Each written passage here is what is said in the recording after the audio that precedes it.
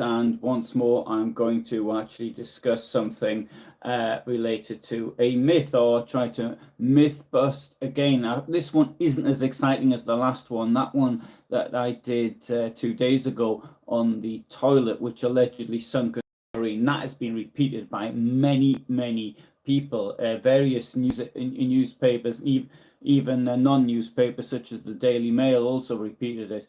But in this case, this is a story that isn't so well known. But I've seen this written in books, though, so it's not exactly an unknown story. So anyway, so this is something relating to Auschwitz. I did talk the other day about the medical staff at Auschwitz, so in this sort of, in a way, it sort of fits into that. So Adolf Kerma was the camp pharmacist at Auschwitz, and on the 17th of February 1944, he was shot for desertion. At least that's what that's the story. Now, to say there's somebody was shot for not for desertion, for defeatism. For defeatism, he didn't run away. Defeatism. He told somebody the war's over, and then he that certainly could get you shot. There wasn't by February 44. There wasn't so many people getting in trouble for this type of thing as there was, for example, a year later. But in any case, the war was absolutely clearly lost for Nazi Germany. So we think in February, 1 year earlier, February 43, got the surrender at Stalingrad. But you think of where the front was in the east, between on the Volga, from the Volga to, by February 44, it was now on the Polish-Soviet border, the former pre-war Polish-Soviet border. I think the Soviets crossed the border on the 3rd of February 1944. So you've got this huge chunk of territory there. If you think also in where it was from February 43, so it was still in North Africa, to February 44. Okay, it was half, well, no, I'm exaggerating, but 1/3 the way up Italy. So it was, but there's all these towns as well that got blown up or destroyed in the meantime, such as Hamburg and others. Of course, it was going to get actually much worse. Now, Adolf Kerma was born on the 19th of May 1890 in Rybin, which is today called Równa. It's in Poland. It's today called Głubczyca, and it's in the Opole district of Poland. In fact, I think they speak German there, actually, in this area. They've got signs up in Polish and in German. So it's one of the few places where there's a German minority. In any case, the German minority sort of been respected in Poland for the last 35 years. Kerma trained as a pharmacist, and like most men of his generation, took part in the First World War. And in 1933, the Nazis seized power, and he was one that joined the party. I think that makes a lot of sense for many people. If you worked in the government, you'd want to join the party. If you had, it may have had, if you had a business, you might want to join the party, because then it was particularly noted for corruption, and so you could benefit from the corruption. He got a Nazi party number of 3.5 million, and so so he was like in the top third, shall we say. He also got an SS number. He could join the SS. And now, because of what he knew and what he did, by the time the war started, he was incorporated into the SS. And so he almost immediately got the job he was posted to Auschwitz, and he was there to head the pharmaceutical part of the Auschwitz concentration camp. Now, we think it's not just the prisoners, but you've got a couple of thousand staff in the area of Auschwitz. So there was a large clientele. I don't know if that's the right word. There's a lot of potential users of pharmacy products. Having said that, this role wasn't as benign. And if you remember what I said last week about the head doctor made it when transports were coming in from Hungary in the summer of 1944. They said that even the pharmacists have to decide who's going to live and who's going to die. There wasn't enough staff there to actually do this job. And now that's the number one thing. The second thing is that the pharmacist had to issue the chemicals which were used to kill people, such as lots of inmates were murdered using phenol.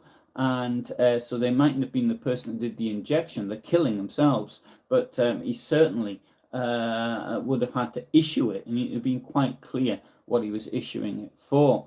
I think also really the fact that he was awarded a medal.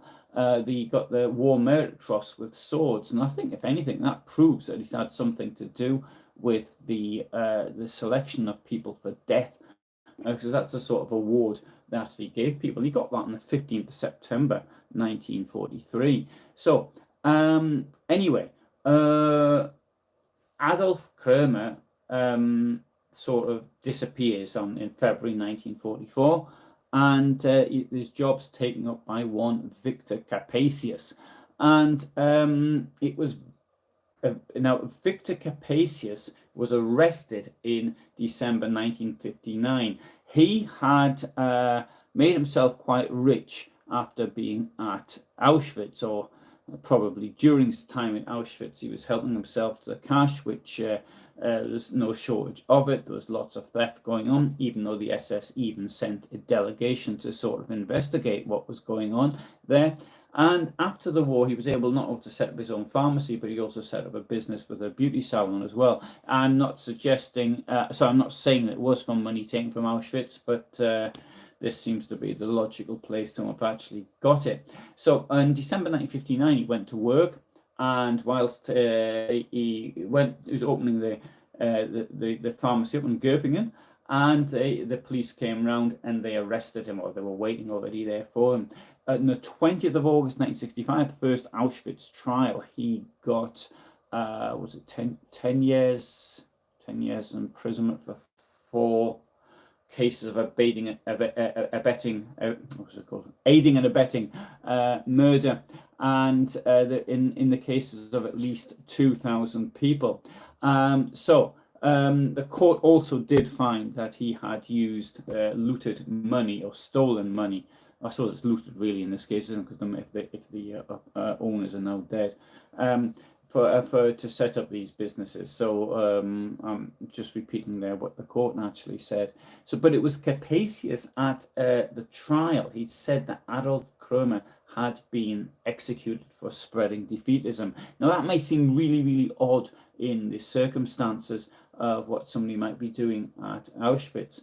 But in 1995, a stack of documents, about 280 of them, relating to the medical staff at Auschwitz was actually found in an attic in Auschwitz. It had been a building that had once housed the SS, and it seems strange that something that's going to actually still happen, but the buildings are there. I mean, I see an attic and I sort of want to go and find out what's in there, hoping they might find something which is really old. And it's always the hope that you might find some photographs, for example, that somebody found in Słupsk in Poland with Hitler on about 25 years ago.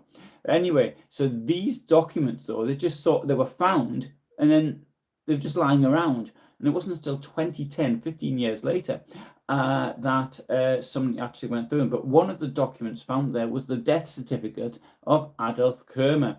And this showed that he hadn't been shot for defeatism on the 17th of February 1944, but rather he died of a heart attack at the camp hospital, and he was only 53 at the time. So the question comes, therefore, why did Victor Capesius make this story up? I don't know. I have no idea why he'd want to make it up. Maybe he made it up to put his predecessor in a bad light, and that was all he could think of, to have something related to his predecessor's inability to go through with the war. I don't know. I'm just guessing that one, by the way. I mean, there could be some other perfectly good reason for him to say something like that.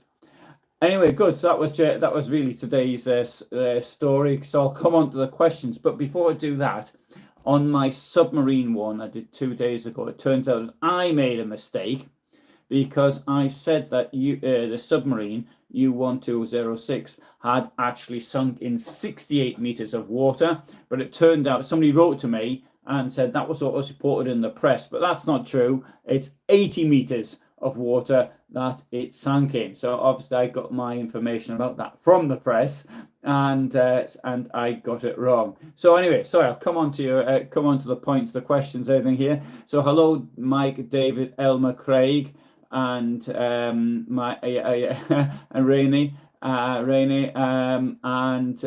so David asks, did the Nazis have tariffs? Yes, they did. They've existed for many, many years.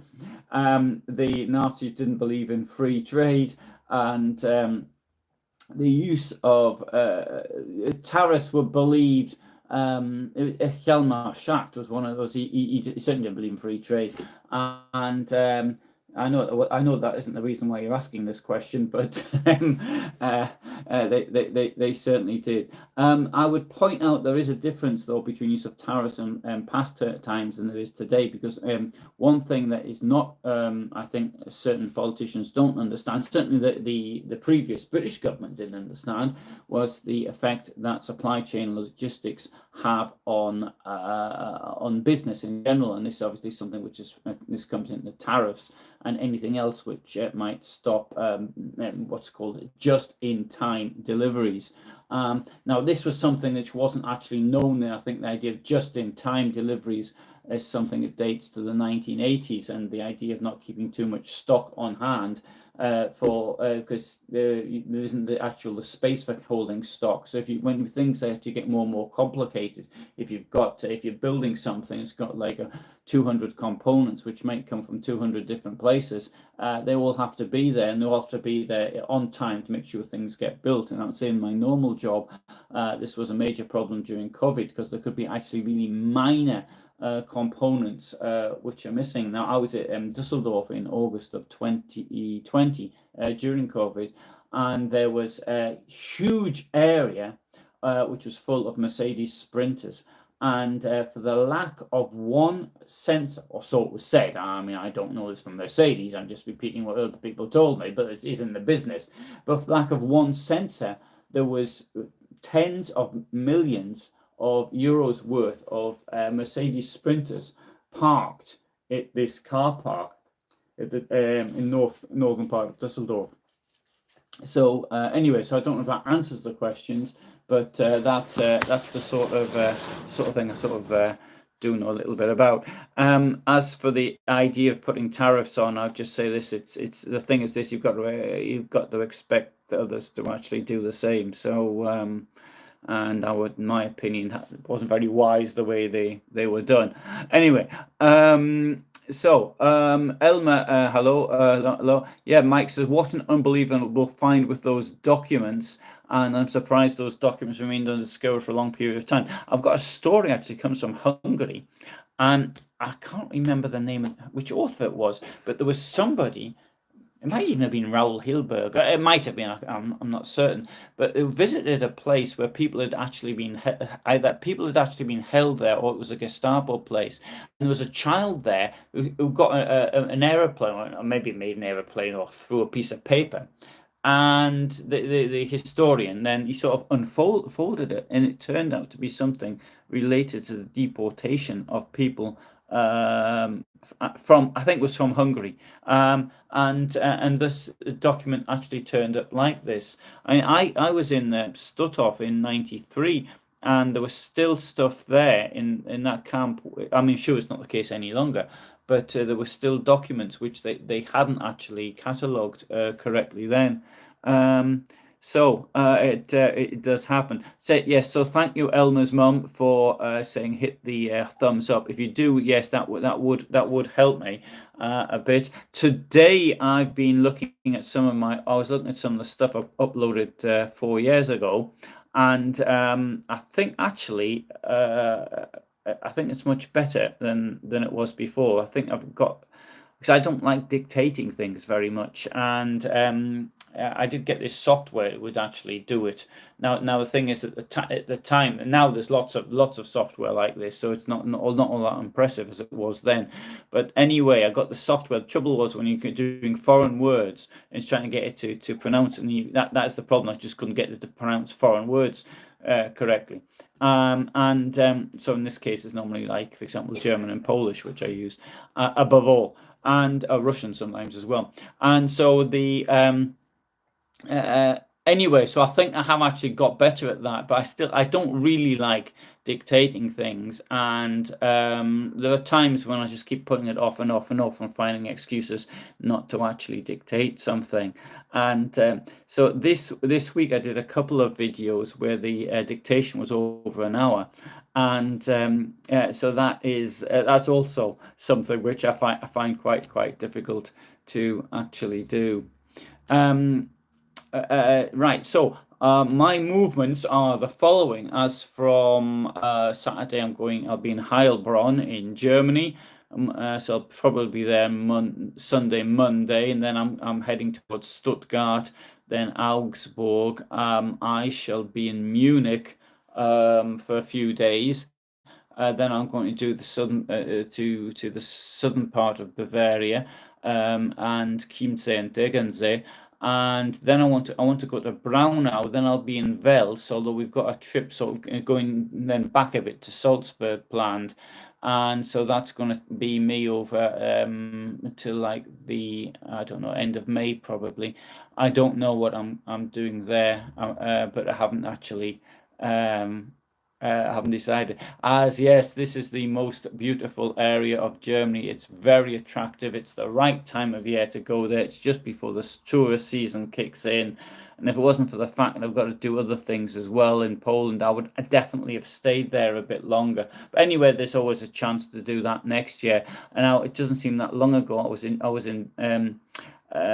in Stuttgart, and I had to drive back to Heilbronn, but I decided I was going to do it over a week.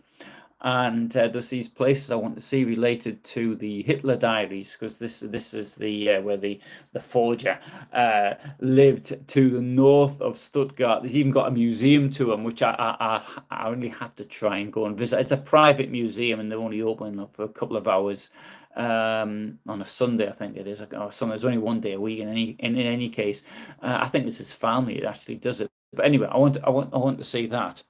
And there's also a village where one of the Einsatzkommandos, Einsatzgruppe commanders lived, Stahlecke. It's not so far. It's not really from where I actually live in Germany. So, but I still haven't been there. So I thought I'd go and see that. Although it's not quite in a southerly direction. I've got to go west to get to it. I'll pass it on the plane when I'm on the train. But unfortunately, it's not that easy with I haven't got my own transport. So I have to go and see it like that. Anyway, so from there, I will, of course, spend most of the summer in Poland, probably. Although I don't 100% know yet. So anyway, so thanks very much for being here with me today. I've spent the last couple of days sort of doing things. I did a couple of videos related to the Dachau, which what else have I done recently? Oh, and I've gone blank. What was I doing today? Oh yes, on Hitler's mentor, Dietrich Eckart. I sort of corrected some mistakes I put in the video on him to do it for it. Anyway, thanks very much for being here today. And all the best. Now tomorrow, I haven't decided what I'm going to do yet, but there will be something same time tomorrow. Okay, bye for now. Thank you.